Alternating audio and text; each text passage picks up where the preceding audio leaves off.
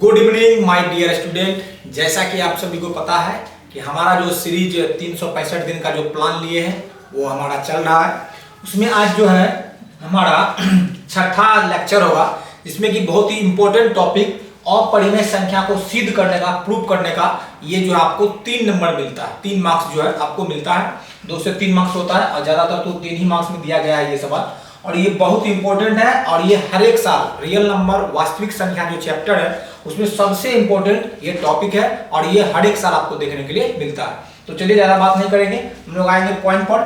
आज जो है हमारा छठा दिन है, ठीक है। आज हम लोग 6th डे में आए हैं और इसमें देखेंगे हम लोग कि अपरिमेय संख्या को सिद्ध कैसे किया जाता है, ठीक है। अभी तक अगर हमारे चैनल को सब्सक्राइब नहीं किए, फिर से आप सभी की रिक्वेस्ट है कि हमारे चैनल को जल्द से जल्द सब्सक्राइब कर दो, ठीक है।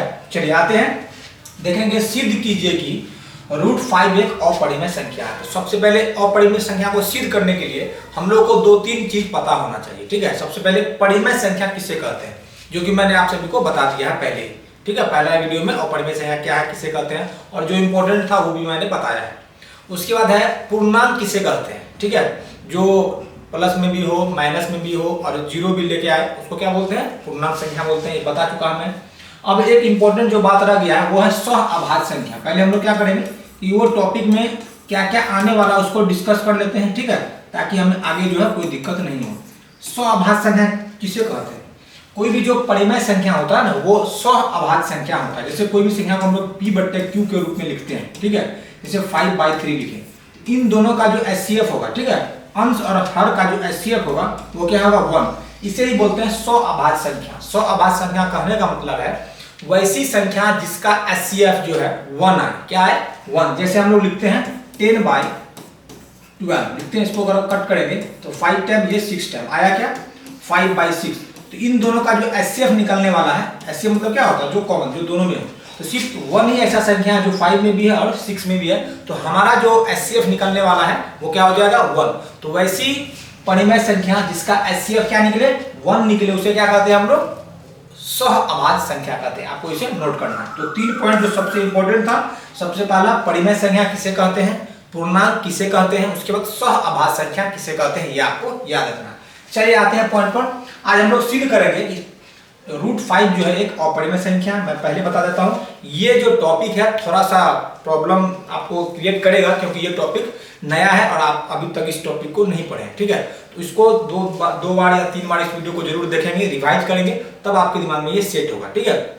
ये कोई कैलकुलेशन का सवाल नहीं है कि आपको कैलकुलेशन करेंगे तो आपको माइंड में सेट हो जाएगा। यहाँ कुछ मतलब क्या बोलते हैं, कथन है, ठीक है। तो उस कथन को क्या करना पड़ेगा, मैथ में आपको रिवाइज करके उसको देखना पड़ेगा, ठीक है। तो चलिए आते हैं, अपना कोशिश पूरा करेंगे कि आपको अच्छे से समझ में आ जाए, ठीक है। अगर नहीं आए समझ में तो फिर से बार कमेंट कीजिएगा, और सिर्फ एक सवाल आपको बनाने से 5-6 सवाल जो है इसका हो जाएगा, ठीक है। चलिए देखते हैं। तो सबसे पहले हम लोग क्या करेंगे, मानते हैं, माना कि √5 एक, इसको 2 भाग में बांट लेते हैं, ठीक है, क्योंकि थोड़ा लंबा जाएगा। एक परिमेय संख्या, ठीक है, परिमेय संख्या है। थोड़ा जगह का, क्योंकि यहाँ देखिए थोड़ा ज्यादा बड़ा सवाल होने वाला है, टाइम भी लगेगा समझाने में भी, इसलिए मैंने सोचा है कि जगह को 2 पार्ट में बांट लिया जाए, ठीक है। वो देख लीजिएगा आप लोग। माना कि √5 एक परिमेय संख्या है। अगर √5 एक परिमेय संख्या है तो क्या होगा, तो √5 जो है, √5 के बराबर हम लोग लिख सकते हैं P/Q लिख सकते हैं। क्यों लिख सकते हैं, क्योंकि जो भी परिमेय संख्या होता है वो P/Q के रूप में लिखा जाता है। जहां पर क्या होगा, जहां पर आप सभी को मैंने बता दिया है Q जो है नॉट इक्वल टू 0 होगा, मतलब Q कभी 0 नहीं होगा। और क्या होगा, P और Q जो है एक पूर्णांक भी होगा, ठीक है। ये भी आपको याद रखना है, एक पूर्णांक है।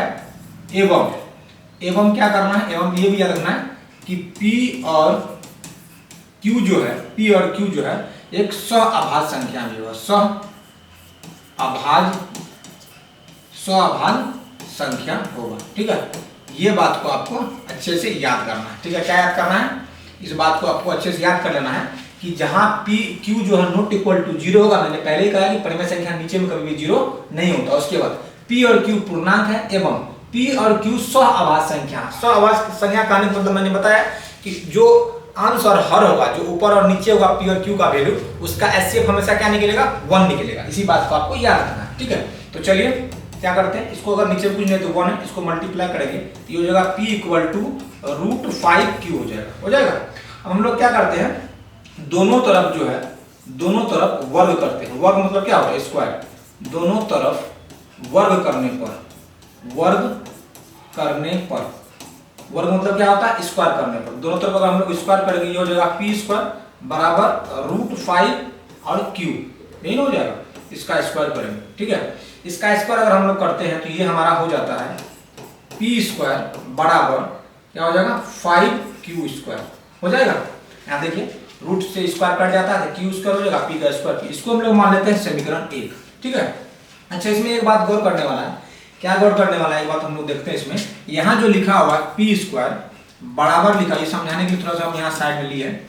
यहाँ इसका मतलब है कि p जो स्क्वायर में है वो 5 से क्या होगा, डिवाइड हो जाएगा। q इधर अगर लिखते हैं हम लोग, 5 इधर क्या चीज में गुना में, इधर आएगा तो भाग में। इसका कहने का मतलब p² जो भी संख्या है वो 5 से कट जाएगा। इसका मतलब यही होगा कि p के स्क्वायर में जो भी संख्या रखे हैं वो किसी भी संख्या से भाग देने का मतलब क्या होता है, वो कटता है। तो p² 5 से क्या होगा, कटेगा। तो यहाँ पर हम लोग क्या लिखेंगे, यहाँ लिखेंगे p² 5 से विभाज्य है, p²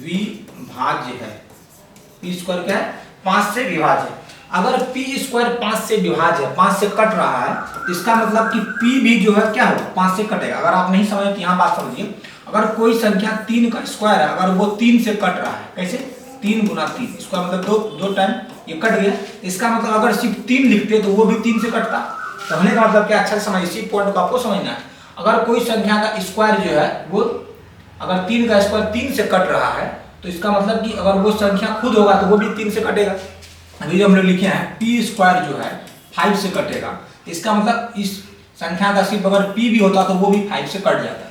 जैसे 5 का स्क्वायर क्या होगा 25, तो 5 से कट रहा है, इसका मतलब 5 को भी अगर रखेंगे हम लोग तो वो भी 5 से कटेगा। कहने का मतलब यही। अगर नहीं समझे तो फिर से मैं इसको एक बार समझाने का कोशिश कर रहा हूँ आपको, जहाँ तक हो पूरा इजी लेवल में मैं जाके समझाऊंगा आपको। और मेरा पूरा कोशिश है, थोड़ा सा टाइम ज़्यादा लगेगा इस वीडियो में, इसलिए मैंने ये सोचा है कि सिर्फ एक ही वीडियो में ये बनाऊं, ताकि नेक्स्ट जो अपॉइंटमेंट संख्या प्रूव करने वाला वो नेक्स्ट वीडियो में मैं समझाऊंगा, ठीक है। एक सवाल को अगर आप अच्छे से समझ लेते हैं तो फिर हमको आगे समझाने में दिक्कत नहीं होगा। कहने का मतलब है कि p² अगर 5 से कट रहा है, मान लेते हैं कि p² की जगह 5 का स्क्वायर है, अगर वो 5 से कट रहा है, इसका मतलब p भी जो है 5 से कटेगा, क्योंकि p का वैल्यू हम लोग क्या रखे, 5, स्क्वायर तो स्क्वायर। इसी तरह से p का वैल्यू अगर हम लोग 5 रखे तो वो भी 5 से कटेगा। सीधा बात समझ लीजिए कि कोई भी संख्या का स्क्वायर अगर नीचे वाला संख्या से कटता है, तो वो संख्या अगर स्क्वायर नहीं रहेगा, सिंगल रहेगा, तो वो भी उसी संख्या से 5 से नीचे में जो रहेगा उससे कट जाता है, ठीक है। बस कहने का मतलब यही था, तो यही बात हम समझाना चाह रहे थे। चलिए आगे देखते हैं। अगर p² 5 से विभाज्य है तो p भी विभाज्य होगा, p भी जो है 5 से विभाज्य होगा। 5 से विभाज्य जगह का थोड़ा सा दिक्कत है, वो आप लोग थोड़ा सा देख लीजिएगा, ठीक है ना। कहने का मतलब है अगर p² 5 से विभाज्य है, देख लेंगे, अगर p² 5 से विभाज्य है तो p भी क्या होगा, 5 से विभाज्य होगा, ठीक है। हम लोग समीकरण 1 मान लिए। अब हम लोग क्या आते हैं, पुनः यहाँ क्या करते हैं हम लोग, पुनः जो है यहाँ हम लोग करते हैं पुनः p बराबर हम लोग मान लेते हैं 5k। क्या मान लिए, p बराबर मान लेते हैं 5k। समीकरण 1 में आते हैं, देखते हैं p² है, ठीक है। तो p² है तो यहाँ पर p का वैल्यू क्या रखेंगे, p का वैल्यू हम लोग माने 5k, तो यहाँ रख देते हैं 5k। तो यहाँ स्क्वायर है, यहाँ देखिए स्क्वायर है ना, तो यहाँ स्क्वायर कर दिए।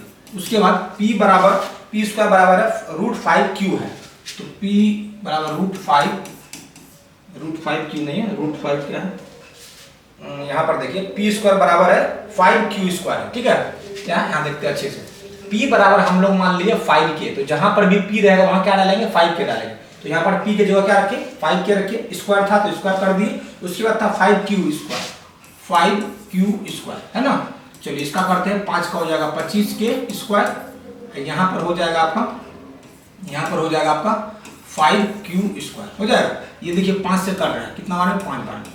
इसका कहने का मतलब हुआ अगर k² बराबर हो जाएगा q² 5। सेम प्रोसेस यहाँ देखिए आ गया, यहाँ सेम प्रोसेस आ गया कि कोई भी संख्या देखते हैं हम लोग कि अगर कोई संख्या q² है वो अगर 5 से कट रहा है तो q भी 5 से कटेगा। जैसे अभी हम लोग देखें कि p² 5 से कट रहा था तो q भी p भी 5 से कट रहा था, स्क्वायर वाला संख्या अगर कट रहा था तो वही संख्या में स्क्वायर नहीं तो वो भी कट रहा है। उसी तरह से यहाँ पर हम लोग क्या देखते हैं, इसको हम लोग मान लेते हैं समीकरण कितना मान लेते हैं, देखिए उसको थोड़ा सा नीचे करके लिखते हैं। ये हो जाएगा हमारा k स्क्वायर बराबर क्यू स्क्वायर, इसको मान लेते हैं समीकरण 2। समीकरण 2 तो मान लिए, लेकिन इंपॉर्टेंट क्या है, ये है हम लोग का इंपॉर्टेंट बात कि अगर क्यू स्क्वायर रखते हैं 5 गुना में जाएगा तो भाग, कहने का मतलब है कि क्यू स्क्वायर अगर 5 से कटेगा तो क्यू भी 5 से कटेगा, यही बात यहाँ लिखना है। क्यू स्क्वायर 5 से विभाज्य है, क्या है 5 से विभाज्य है, 5 से विभाज्य है तो क्यू भी क्या होगा 5 से विभाज्य होगा, क्यू भी क्या होगा 5 से विभाज्य होगा। अच्छे से समझना है इसको फिर से। अगर कोई संख्या 5 से विभाज्य है तो यहाँ इसको देखते हैं क्यू है, तो क्यू इसका अगर 5 से विभाज्य है तो क्यू भी क्या होगा 5 से विभाज्य होगा। अच्छा एक बात देखिए, तो समीकरण 1 में क्या था, समीकरण 1 में है समीकरण 1 और समीकरण 2 में एचसीएफ क्या है, एचसीएफ देखिए तो हम लोग पहले ही माने हैं कि परिमेय संख्या उसे कहते हैं जो कि p/q के रूप में लिखा हो एवं वो पूर्णांक में हो और सहअभाज्य संख्या हो। सहअभाज्य संख्या कहने का मतलब या तो वो उसका एचसीएफ 1 आए या वही संख्या जो संख्या वो लिखा उससे कटे। अभाज्य संख्या किसको बोलते हैं, अभाज्य संख्या उसे कहा जाता है जो अपने आप से कटे और 1 से कटे, उसके अलावा अगर किसी से कट जाए तो वो क्या होगा, सहअभाज्य संख्या नहीं है या अभाज्य संख्या नहीं है, वो परिमेय संख्या भी नहीं होगा। यहाँ देखते हैं हम लोग, यहाँ जो हम लोग लिए हैं अभी तक हम लोग जो बात किए हैं, यहाँ क्या लिखे p और q पूर्णांक है एवं p और q सहअभाज्य संख्या। ये कब माने हैं, जब √5 को हम लोग परिमेय संख्या माने थे। तो अगर परिमेय संख्या हम लोग माने थे तो यहाँ पर जो हम लोग का देखने में आ रहा है कि p और q का जो है ना एचसीएफ 1 नहीं आ रहा। यहाँ देखते हैं p का, एक बार देखिए p जो है यहाँ पर p स्क्वायर 5 है तो p जो है 5 से भी विभाजित हो रहा है और q जो है q ये भी 5 से विभाजित हो रहा है, जबकि हम लोग परिमेय संख्या में जानते हैं कि वो संख्या सिर्फ 1 से विभाजित हो और अपने आप से विभाजित हो, मतलब एचसीएफ जो क्या आना चाहिए 1 आना चाहिए, लेकिन यहाँ एचसीएफ क्या आ रहा है 5 भी आ रहा है। p और q का एचसीएफ अगर निकालेंगे तो 1 के अलावा भी आ रहा है, क्या आ रहा है 5, जबकि अभी हम लोग तुरंत पढ़े हैं कि सहअभाज्य संख्या उसे कहते हैं जो कि जिसका एचसीएफ सिर्फ 1 आए, तो यहाँ 1 नहीं आ रहा है। यहाँ पर p और q का जो एक अधिकतम जो विभाज्य करने वाला संख्या 5 है, इसीलिए समीकरण 1 और 2 में एचसीएफ जो है एचसीएफ नॉट इक्वल टू 1, मतलब एचसीएफ 1 नहीं आ रहा है। क्यों नहीं आ रहा है, यहाँ देखते हैं कि p और q क्या हो रहा है 5 से भी कट रहा है, इसका मतलब 3 इसका गुणनखंड हो गया, एक तो 1 हो गया, एक जो संख्या वो हो गया, उसके अलावा 5 भी हो गया। तो जब 5 हो गया तो अभी क्या बोले कि परिमेय संख्या उसे कहते हैं जो सहअभाज्य संख्या के रूप में हो। सहअभाज्य संख्या किसको बोलते हैं, जिसका एचसीएफ 1 हो, लेकिन एचसीएफ 1 है लेकिन इसके अलावा भी 5 इसका एचसीएफ आ गया, जिस कारण से हम लोग जो माने थे एचसीएफ 1 है, अतः हमारा मानना गलत साबित हुआ। क्या हुआ, गलत साबित हुआ कि √5 एक परिमेय संख्या है। ठीक है, अब नीचे में तो जगह नहीं है, ठीक है, अब हम क्या करते हैं थोड़ा सा लिख देते हैं, तब भी नहीं है। संख्या है अतः √5 एक अपरिमेय संख्या है। थोड़ा सा तकलीफ कीजिएगा क्योंकि थोड़ा लंबा सवाल है, लॉन्ग सवाल है, इसलिए कोशिश किए कि एक ही स्लाइड में इसको समझा दें। होता क्या, अगर आधा यहाँ समझाते आधा दूसरा स्लाइड में समझाते तो आप लोगों को दिक्कत हो जाती, इसलिए छोटा सा लिखे लेकिन पूरा क्लियर कॉन्सेप्ट किए। अगर ये सवाल एक बार में समझ में नहीं आए, 2 बार 3 बार देखिए, अच्छे से समझ में आएगा, फुल प्रूफ के साथ समझ में आएगा। नहीं आएगा तो 2-3 बार 4 बार रिवाइज कीजिए, या तो सवाल समझ में आएगा या सवाल को आपको याद हो जाएगा। ठीक है, और इसी तरह से आपको लिखना है। यूट्यूब पर कोई भी वीडियो जाकर देख लीजिए, आपको इसी प्रोसेस में मिलेगा। 2 से 3 नंबर अगर चाहते हैं, इस प्रोसेस में आपको बनाना पड़ेगा हर हालत में। ठीक है, अब हम लोग एक इंपॉर्टेंट पॉइंट देखते हैं, आप नोट कर लिए होंगे। एक इंपॉर्टेंट पॉइंट देखते हैं कि √5 पूछे या √3 पूछे या √7 पूछे या √11 पूछे या √13 पूछे, इसमें से कोई भी संख्या पूछे, बोले सीधी कीजिए कि √3 √7 या √11 √13 अपरिमेय संख्या, तो जितना जगह √5 रखे उन सभी जगहों को क्या करना है अगर √3 पूछे तो वहां पर √3 रख देंगे, 7 पूछे तो 7 रख देंगे। कहने का मतलब प्रोसेस सेम रहेगा। इसमें से कोई भी नंबर अगर आपको पूछ दे कि इसे सिद्ध कीजिए कि अपरिमेय संख्या है, तो आपको सिर्फ नंबर चेंज करना है, बाकी सब प्रोसेस सेम रहेगा। इसीलिए एक सवाल में मैंने टाइम दिया है ताकि आपको एक सवाल अगर अच्छे से समझ में आ जाए तो ये भी बना लीजिएगा, ठीक है, और वो भी आपसे बन जाएगा। अब बाकी जो आपका अपरिमेय संख्या सिद्ध करने वाला है वो छोटा है, बस आपको 2 से 3 मिनट लगेगा, ठीक है। अगर समझा के आपको बताएं हम तो 2 से 3 मिनट में आपका उसका सॉल्यूशन हो जाएगा। इसलिए मैंने सोचा उसको नेक्स्ट वीडियो में हम 2-3 को जो सबसे ज्यादा इंपॉर्टेंट है उसको उस 2-3 सवाल को हम लोग जो है नेक्स्ट वीडियो में लेकर आएंगे, और होगा तो शॉर्ट्स में भी उसको डालेंगे, क्योंकि 1 मिनट के अंदर उसको सॉल्व करके पूरा फास्ट में उसको शॉर्ट्स में भी डालेंगे, वहां भी आप देख सकते हैं। अगर वीडियो अच्छा लगा, समझ में आया तो वीडियो पर लाइक और कमेंट जरूर करेंगे। फिर से रिक्वेस्ट है, अगर अभी तक हमारे चैनल को सब्सक्राइब नहीं किए हैं तो हमारे मिशन बोर्ड जो यूट्यूब चैनल है उससे जुड़े, हमारे परिवार से जुड़े और हमारी संख्या को बढ़ाएं, हमें सपोर्ट करें, ठीक है। इतना कि अगर मैं इस वीडियो को समाप्त करता हूं। जय हिंद, जय भारत।